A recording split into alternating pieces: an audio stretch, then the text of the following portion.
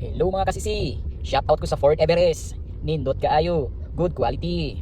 Pakita na ko sa inyo kung unsa ka lapad. Ang Fort Everest, nindot kaayo mga ludi. Mga ludi, lapad kaayo.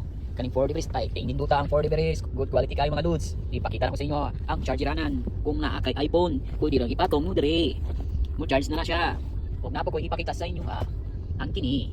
Kung gusto kang mo open sa taas, gusto ka mo gawas-gawas yung ulo sa taas, imong pisliton ni. Wow, ano na mga lods? Mga lods? Matik na mga lods. Ingani ka, nindot ang Fort Everest.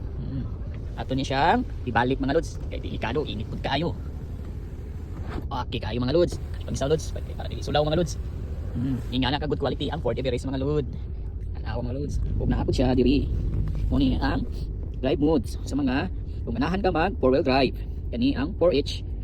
Kabalo ka unsa ang 4H. 4-wheel drive higher. Ang 4L, 4-wheel drive lower. Kaning 2H, drive ni siya drive high power. Mga lods kani mali usay pilitan ni para sa bukid-bukid mo agi ka.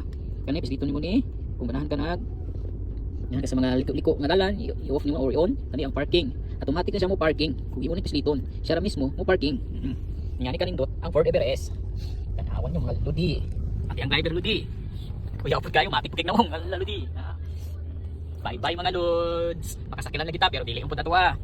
Bye mga lods. Mga kasisi bye.